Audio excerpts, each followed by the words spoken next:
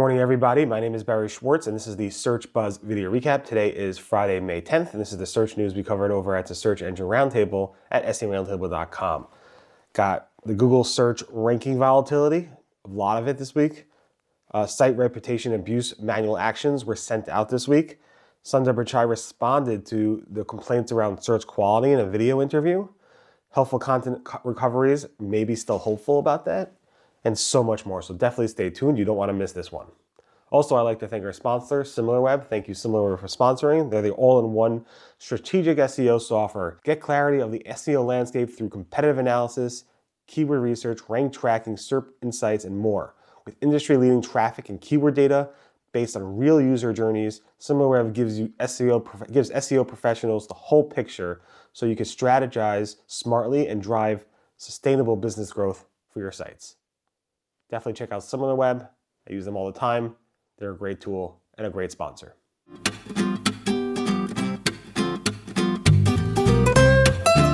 Okay, so we had 2 days of some pretty big volatility. We had one just yesterday, May 9th. The volatility was pretty high according to the rank tracking tools, including SimilarWeb, SEMrush, and others. Here are the charts you can see on the screen here now. And also there was a significant increase in chatter. I saw a lot of people saying they saw uplifts. Some people actually saying they saw downtrends.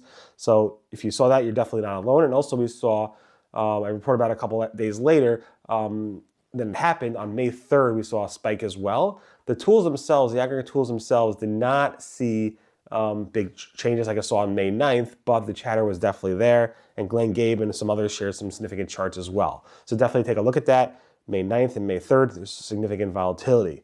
Talking about volatility, Google has begun its enforcement of the site reputation abuse policy that was supposed to go into effect after May 5th. The enforcement began, I believe, Monday night, May 6th. This was in the we originally thought it was algorithmic actions. They were not. They were manual actions. Danny Sullivan, the Google search liaison, said, we're only doing manual actions right now. And he said the algorithmic component will indeed come, as we said, but it's not live yet. Site reputation abuse policies are when reputable sites, you rent out their own websites to help people who cannot rank their own content on their own websites rank. And it's a form of manipulation and then a new policy against Google's guidelines. Mostly because SEOs were complaining, like, why is this fair that this site could rank better for content that they don't own? They should live on their own merits. And Google said, okay. And now that it's live, of course, SEOs are not happy about it because it's ruining the whole coupon business industry and a lot of other industries like that. But if you did get a manual action around this, again, only really reputable sites probably were impacted by this. There are some other sites as well. They should receive a manual action in Google Search Console, and you should see those things go away. Like I said before, Forbes and other websites actually went ahead and removed their coupon directories and other directories beforehand, before this policy came out and was enforced. On the helpful content update, we just can't get away from that, even though there hasn't been a helpful content update since September 2023. But John Mueller doubled down on the messaging saying, yes, you can recover and you can even grow. He said, and he said this on X, yes, sites can grow after, again, basically said, yes, sites can grow again after being affected by the HSU. Now, well, it's a core update now. And he said that again. He says, the thing here is that it could take months and months. It's just he basically said, also he added on LinkedIn, it's just that some kinds of changes take longer time to build up, and that applies to all kinds of systems and updates in Google and in any other large computer system. So again, you can recover from the helpful content update. We haven't seen any recoveries yet. Maybe one day we'll see a boatload of sites recover from that. So there is some potential, hope for sites that were actually hit by this helpful content update in September that there may be recoveries in the future. We will see. Danny Sullivan, the Google search liaison, said around the site reputation abuse policy that it has nothing to do with links. He said it's not about linking, it's about content, and just pretty obvious to most people, but I wanted to clarify that. Sundar Pichai was interviewed by Emily Chang, Bloomberg TV, before I.O. yesterday, a couple days ago, and he said a lot of things around SGE, AI, ads, and so forth. But one thing that caught my eye was he responded to a question around search quality and how Google search is getting worse. And he basically said, anytime there's a transition, you get an explosion of new content. And AI is going to do that. For us, we view this as a challenge. I actually think, there's people who will struggle to do that right. So doing that well is what we will define a high quality product. And I think it's going to be the heart of what makes search successful again. So he didn't say again, sorry, successful. Interesting enough, I don't know if he's talking specifically about how AI content causes significant trouble for the algorithms, or if the AI algorithms they're using are still fairly new and they're causing issues. Either way, I think it's the latter. I mean, the first part, the AI content side, but again, interesting to see his response was really not much, but that things will get better, he kind of implied. So we'll keep an eye on that, of course. Google's search, I thought initially removed, but they didn't remove. They actually replaced and moved the location of the results count, the estimated results count under the tools menu. So if you do a site command or you do any type of search and you want to see the number of results found for that, like you do a search for Google and see how many times Google's mentioned, you can only find that results count now under the tools menu. Click on tools, you'll see it there. Google seems to be really pushing it out. Obviously, Google for many years said, don't look at that number. It's not a good estimate, but SEOs still like to look at that number. John Mueller basically said that Google will one day remove the link disavow tool from Google Search Console and stop using it. Bing removed it earlier, and John Mueller said at some point, I'm sure we'll remove it when he was referring to the Google link disavow tool. That upset a lot of SEOs when I reported about that. I basically, people saying I'm saying Google's going to remove it. Yeah, Google will. John Mueller says at some point Google's going to remove it. Google will remove it. I'm sorry, they will remove it, and that's it. So I apologize if it upsets anybody. I know a lot of people have businesses around disavowing links, but John and Google has been saying for many, many years, most SEOs and most websites do not need to use the tool. If you have a manual action, sure, go ahead and do that. If you're buying links, sure, go ahead and do that. But technically, Google has that undercover anyway with different link algorithms. They handle it automatically, and there's very, very reason for most sites to actually use that tool, and eventually it will go away. John Mueller doesn't say things like that unless it's going to happen, and he said it. Google's Gemini, formerly known as Bard, has stopped linking to most sources. When you ask it a question, it might go ahead and, instead of linking to the source, it might go ahead and reference the source by say, this site said that, or this URL said that, but it won't link to it unless it's like an internal link to google.com, which is pretty interesting and pretty weird. But you can get the links if you click on the little G icon, which verifies the answer that Gemini is providing with Google Search. But outside of that, it stopped linking. That was a hat tip from Glenn Gabe. Google has renamed the AI, remember we reported last week that Google's SGE AI Overviews was renamed to AI Answers, and now it's going back to AI Overviews. This is a hat tip from Jeannie Hill, AI Overview with experimental. Here's a screenshot of that. It used to be AI Answer, and now it's AI Overview. That only lasted for about a week. I thought AI Answers was a little too much because it kind of said this is the answer when it was, could be hallucinated, could be fake. So just keep that in mind. Google's testing a new button style for search notes in search, which launched back in November. It used to be a massive button in this screenshot, as you can see, but now it's this little smaller button. This was spotted by Kashul, who posted about this on X and let me know about it. Maybe it won't go away. Maybe Google's testing it because maybe Google will keep this feature for a couple more months. We will see. Talking about SGE and why it probably should not be called AI Answers, but AI Overviews as an experiment.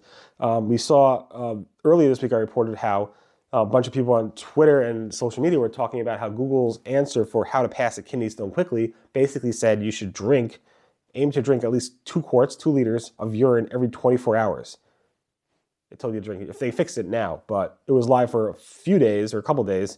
And it just shows you again how these AI answers could hallucinate and give you really, really bad and untasteful information.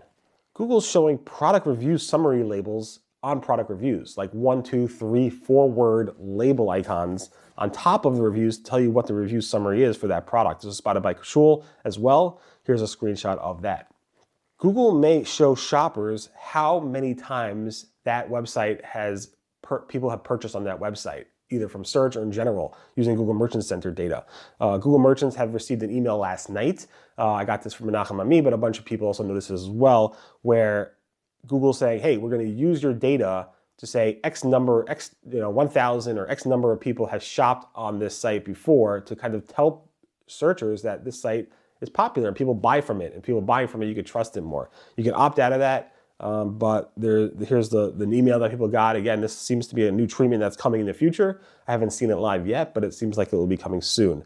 Google Ads for Performance Max has launched new 4 marketplaces. So PMax results, let's say you advertise on a specific, or let's say you post your product on a specific marketplace, or you post services on a specific marketplace, I don't know, like a CRM marketplace, you could go ahead and advertise using PMax for marketplaces. Special campaign features there, so check that out.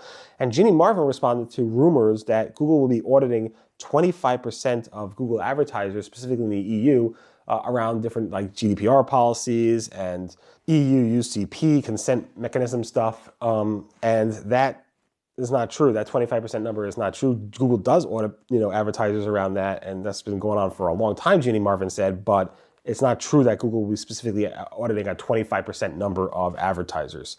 Bing is doing something pretty good. They're actually testing a clearer distinction between paid and organic free search results. Bing has been really, really bad about differentiating between free and paid listings. It's probably the worst offender of that in the search industry. But now it seems like, according to Frank Santman, and I saw this myself, there's a clear distinction between Bing ads and free listings. Here's a screen of the gray versus the white, which is pretty clear distinction. Google has updated its help documentation around local service ads, basically saying that local service ads ranking factors, proximity is not a factor anymore. This document was updated, I'm not sure how long ago, but from Sterling Sky, they noticed that this has changed and the help document has been updated. Ginny Marvin responded to that saying, nothing has changed specifically new recently with how ranking works with local service ads, but did say proximity is not as important as it used to be, and it was removed from the ranking factors document for local service ads. But they did say location still matters, obviously, for local service ads. It's just that proximity might not be that important. So she gave some examples and so forth. So keep that in mind. Google also added some other factors there, like how fast you respond to customer chats and so forth, Google Local Business Profiles has updated its reviews listings screen, where it makes it a little bit easier to report reviews and respond to reviews. This is spotted by Drew Hawkins, also at Sterling Sky.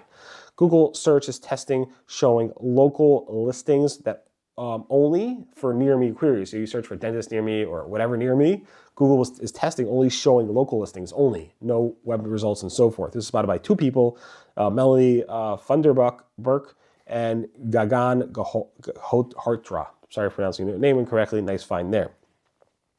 Google Analytics has added a feature for Google Ads to look at conversion performance as like a beta feature. This is spotted by Thomas Excel. And basically this is a beta feature that some of you might see. You obviously have to have your Google Ads GA4 account clicked together, and then it will show you conversion performance over time, analyze conversions, and segment by channel groups. So it's a new feature there that helps you maximize your Google Ads campaigns. And finally, Statcounter has fixed their search market share data. Originally, it showed Google losing, 10 plus points of market share month over month, and that Bing and Yahoo grew like 500% or something like that. And Statcounter has updated the data, and Google did not really lose significant market share at all, and they're doing fine. So just keep that in mind, that you got to be careful when you look at this data to say, does this make sense? Could Google actually lose that much market share? And the answer is no, they can't lose that much market share overnight. Anyway, thanks so much for listening to this Search Buzz video recap. My name again is Barry Schwartz, and this is the search news we covered over at the Search Engine Roundtable at SEMroundtable.com. Again, thanks to SimilarWeb for sponsoring. Definitely check them out. Everyone have a safe, healthy weekend, and I'll see you guys next. Goodbye.